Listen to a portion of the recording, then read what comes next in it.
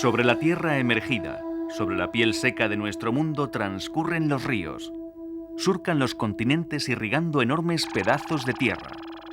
Cada continente cuenta con algún río especialmente caudaloso.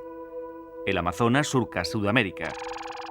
El Ganges atraviesa la India. El Nilo transcurre por África. El Mississippi recorre gran parte de Norteamérica. En Europa occidental, el río más largo es el Danubio. En nuestra península, varios cauces irrigan gran parte del territorio.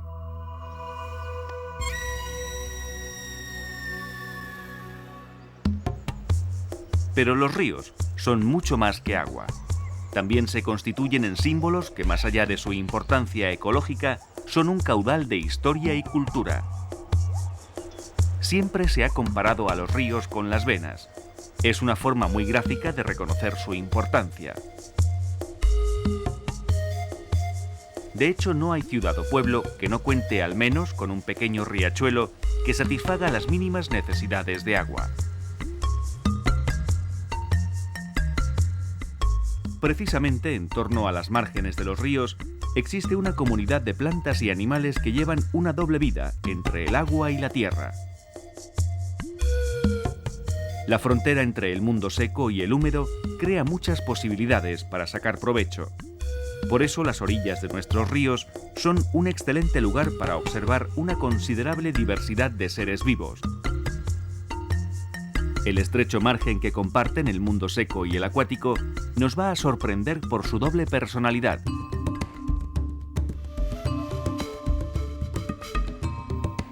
Es un ecosistema lineal que cuenta con decenas de miles de kilómetros de longitud sobre los que habitan multitud de seres vivos.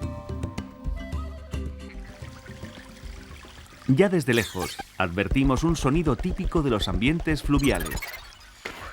Las ranas verdes o comunes quizás sean los vertebrados más abundantes de la frontera líquida. Siempre están preparadas para el salto, alejadas mínimamente del agua, donde se encuentran más seguras. Las ranas son unos anfibios muy populares que, al contrario que otros anfibios, se muestran activas a plena luz.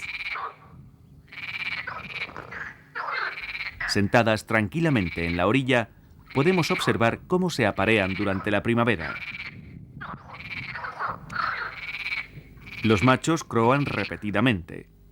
Para emitir su sonoro canto, hinchan los sacos bucales, que se disponen en el margen de las comisuras. Parece como si inflasen continuamente un par de oscuros globos. Las disputas entre machos y las correrías se suceden por doquier. Cuando un macho consigue ser aceptado por una pretendida, la abraza fuertemente. Como en el resto de los anfibios, la fecundación es externa, es decir, a medida que la hembra deposita los huevos, el macho los fecunda con su esperma. Cada hembra puede producir entre 800 y 10.000 huevos. Tanto las ranas como sus renacuajos forman parte de la dieta de otros muchos animales que merodean por las orillas. Por eso cada hembra es capaz de producir tal cantidad de huevos, ya que muy pocos renacuajos llegarán a ser adultos. En muy pocos días, los renacuajos nadan plácidamente en los charcazos próximos al río. Quedaron aislados allí tras los primeros calores que menguaron el cauce. La frontera entre la tierra y el agua es especialmente húmeda. Esta humedad facilita la vida a multitud de insectos que se alimentan de algas o de los restos orgánicos transportados por el agua y depositados en la orilla. Muchas pequeñas aves persiguen a estos insectos. Las lavanderas son muy frecuentes en este ecosistema. Estilizadas y elegantes, agitan la larga cola continuamente. Con ágiles movimientos capturan moscas y otros insectos abundantes en el barro o los charcos.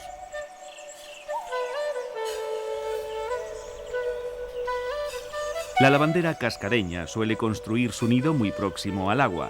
Camina apresurada por las orillas de los regatos o los ríos, sobre las piedras o los troncos. Rebusca con intensidad para capturar el siguiente bocado de sus pollos. Estos aguardan en el nido. Suele ubicarse entre los cepellones de juncos o cualquier otra planta próxima a la orilla. Las solícitas lavanderas abastecen a sus crías cada pocos minutos. Así, en apenas una semana volarán por las inmediaciones.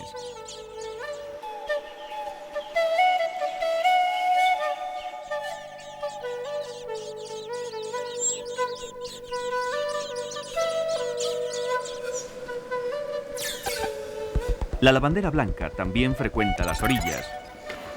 Sus pollos ya abandonaron el nido hace varias jornadas y aprenden a buscarse la vida. Sin embargo, los padres permanecen atentos y siguen alimentándolos hasta que sean capaces de valerse por sí mismos.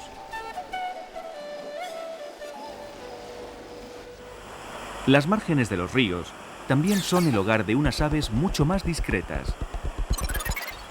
Los chorlitejos chicos se encuentran a sus anchas en los playazos y los terrenos pedregosos. Corretean por las orillas despejadas capturando todo tipo de insectos y pequeños crustáceos. Son muy típicas sus cortas y aceleradas carreras.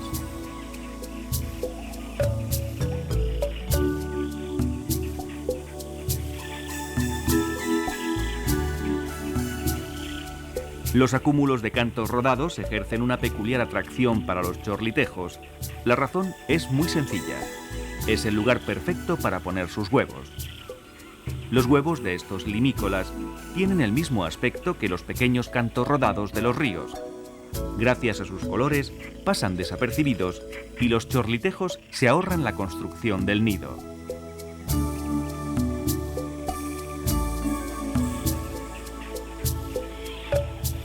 Los pollitos de los chorlitejos son nidífugos. En tan solo unas horas después de nacer, corretean por las orillas.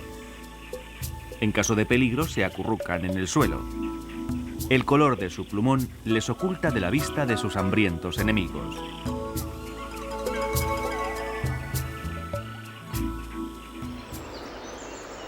Las riberas albergan agradables sorpresas porque sirven de refugio a algunos animales muy escasos. La cigüeña negra es uno de los visitantes más llamativos de las orillas de los ríos, pero al mismo tiempo uno de los más escasos. Esta zancuda habita en las riberas de los cauces más tranquilos y mejor conservados. La cigüeña negra es un animal huraño y tímido, que rehúye la cercanía del hombre y sus ruidosas actividades. Como su pariente, la cigüeña blanca, suele trasegar por las orillas de humedales y ríos en busca de todo tipo de animalillos, ranas, renacuajos, culebras, insectos, pero al contrario que la blanca, no suele agruparse en bandos. Prefiere rebuscar sola y tranquila.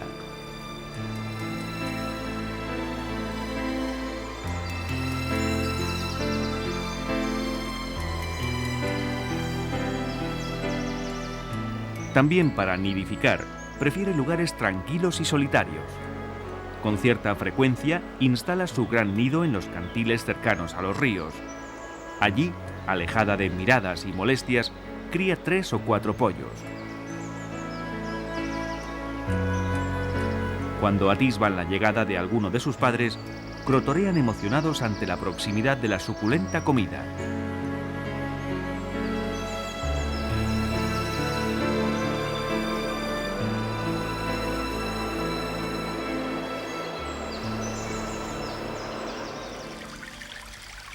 El ambiente húmedo y la abundancia de comida atrae a algunos ofidios. Es el caso de la culebra de agua. Siempre frecuenta los ambientes acuáticos. Merodea por las orillas de ríos y arroyos en busca de ranas, renacuajos o pequeños peces. Durante la primavera y el otoño entran en celo. La cópula se sucede en la orilla del río.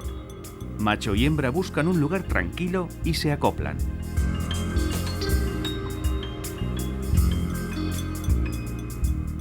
Pueden permanecer unidos durante más de una hora. Incluso si se trasladan, continúan con la cópula.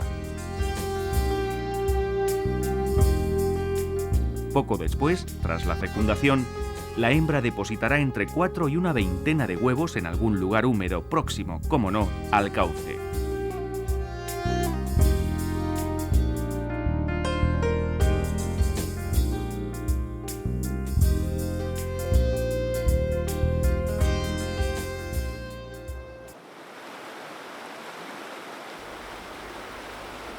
Para algunos mamíferos, las orillas de los ríos son el lugar más parecido al Edén.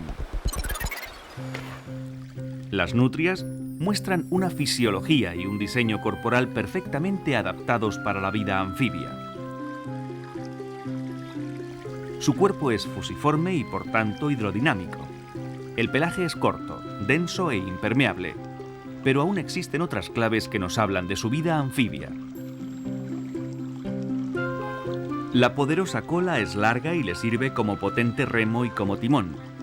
Sus manos muestran membranas entre los dedos ideales para nadar, como ocurre con las extremidades de los patos u otros animales acuáticos. Todas estas características las definen como unas nadadoras que bucean a la perfección.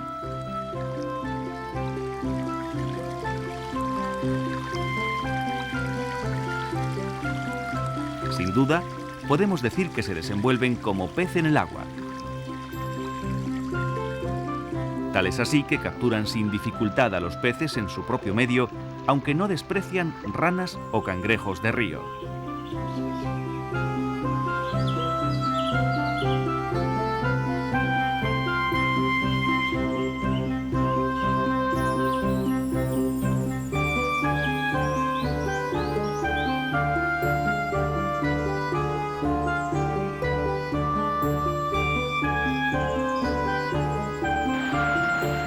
Las nutrias son unos mustélidos muy inteligentes que pasan parte de su jornada jugueteando. Durante la época de celo, los machos abandonan su vida solitaria y se emparejan con alguna hembra receptiva. Antes de la cópula, los juegos y las persecuciones estrechan los lazos de la pareja. Una vez consumada, el macho reemprende su vida solitaria y la hembra se ocupa de la camada. Además de las nutrias, podemos toparnos con otro pariente suyo. Hablamos del turón. Es un simpático carnívoro que se distingue claramente por el antifaz que adorna su cara chata.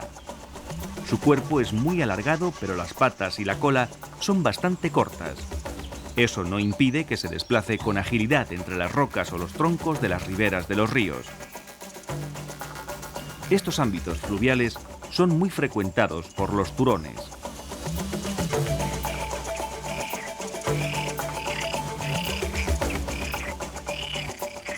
Suelen salir de sus uras al amanecer o al anochecer y recorren las orillas del río en busca de comida. Olisquean y prospectan cada palmo de terreno. Atrapan anfibios y roedores, aunque ningún pequeño vertebrado está a salvo de su apetito.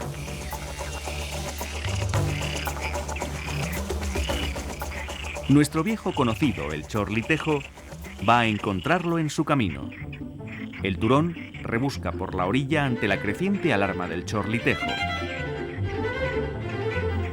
El mustélido es corto de vista, pero posee un notable sentido del olfato.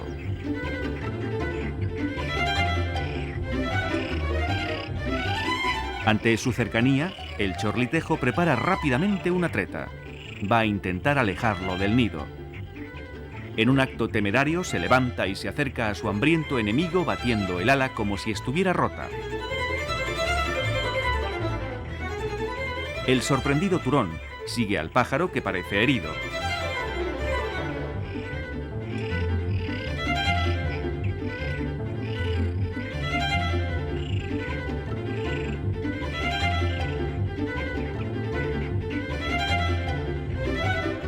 En el último momento, ya lejos de los huevos, el chorlitejo emprende el vuelo ante la atónita mirada del turón, que se queda compuesto y sin cena. La treta ha tenido éxito.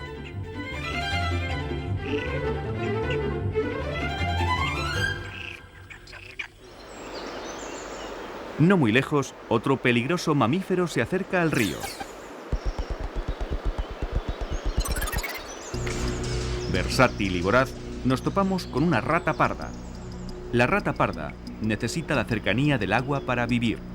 Por eso es relativamente frecuente en los humedales y los márgenes de los ríos.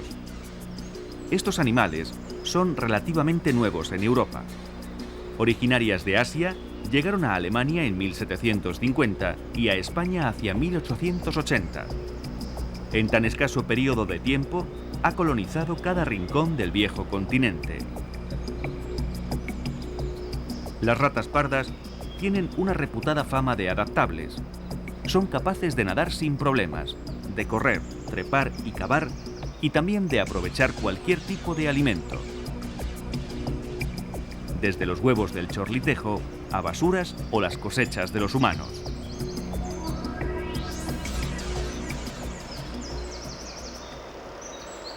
Sin embargo, adentrándose en el cauce, encontraremos a un animal mucho más agradable. Un pájaro tímido busca la protección de las plantas de la orilla.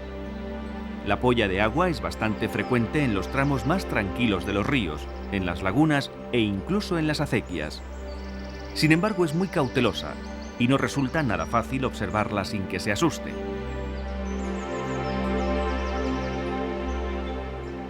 Cuando se tranquiliza, sale de su refugio vegetal y retoma su actividad. Cualquier momento es bueno para reponer fuerzas. Las algas y otras plantas acuáticas forman parte importante de su dieta. Para llenar el buche, busca entre las piedras de las corrientes donde se agarran algunas algas cercanas a la superficie.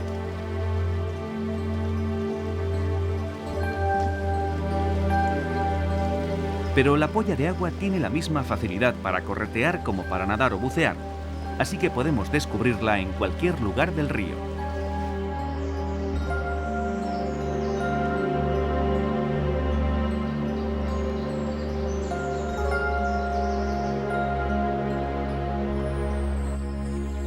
Muy cerca de la orilla, pero en el lado del agua, observamos el movimiento de un extraño insecto. Su aspecto es terrible. Se trata de una nepa o escorpión de agua. Nada tiene que ver con los auténticos escorpiones, salvo su temible aspecto. Presenta un cuerpo muy aplanado y ancho. Destacan dos enormes pinzas y una cola muy larga y puntiaguda que tiene como misión captar el oxígeno atmosférico. Para respirar, eleva el tubo con cierta frecuencia y repone el aire de los espiráculos situados en su abdomen. Para nosotros, es totalmente inofensivo, pero para los renacuajos es un letal predador. Utiliza sus poderosas patas delanteras para atraparlos.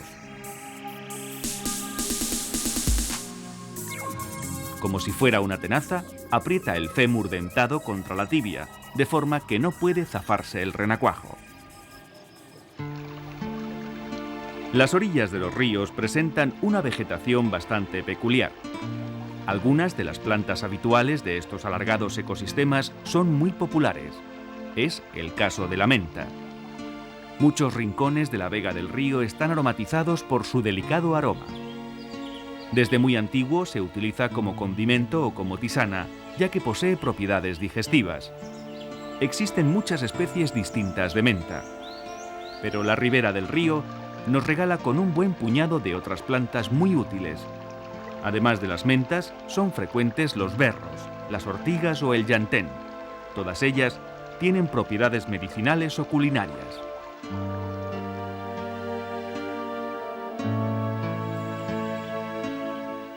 Muy próximos al cauce o en su entorno, observamos unas densas matas formando haces. Son los juncos. Estas vigorosas plantas siempre se encuentran en lugares húmedos. Tienen un aspecto peculiar con sus gruesos tallos circulares que se aprietan en densas matas. En muchos pueblos se utilizan para confeccionar cestas, esterillas u otros objetos. También se utilizan para preparar cordeles o ligaduras. De hecho, su nombre proviene del latín y significa juntar. Algunos animales escogen las junqueras o sus cercanías para vivir o refugiarse. Es el caso de la ranita de San Antón.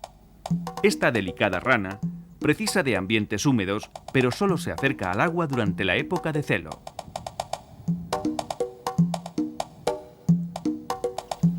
Mientras tanto, da rienda suelta a sus afanes escaladores. Suele trepar por la vegetación cercana al río. Se ayuda de sus dedos que presentan unos discos adhesivos justo al final.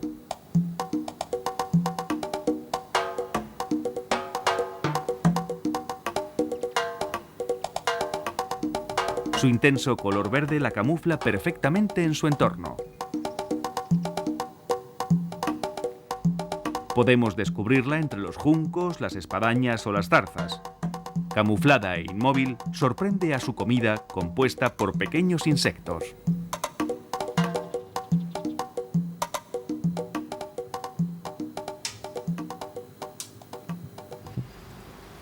Otro animal muy ligado a la vegetación ribereña tiene un tamaño bastante menor.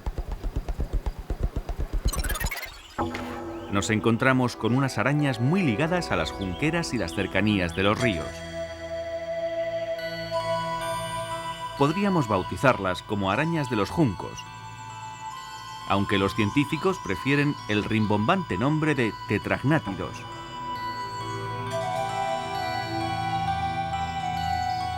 El cuerpo de estas arañas suele ser alargado y estrecho de forma que no superan el diámetro de los juncos y pueden esconderse tras ellos.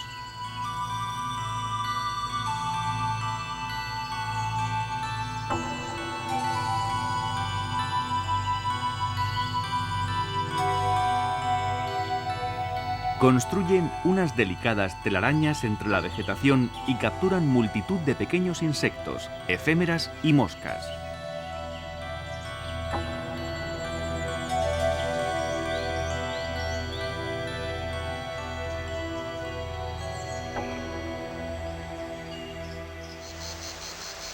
Justo en el límite del agua con la tierra, podemos descubrir la redondeada figura de los galápagos. Suelen asolearse muy cerca del agua, preparados para sumergirse a la menor señal de peligro.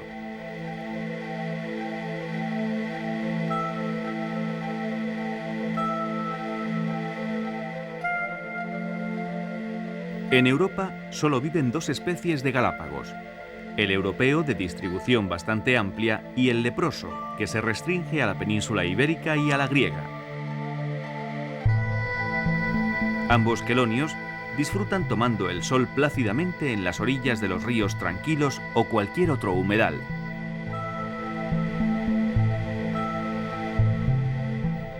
Las dos especies tienen parecidos hábitos alimenticios.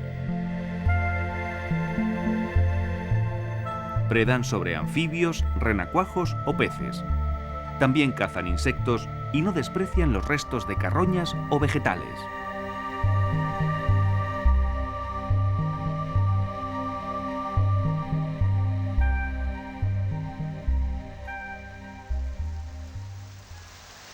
Otro vecino habitual de las riberas también ofrece un aspecto de acorazado.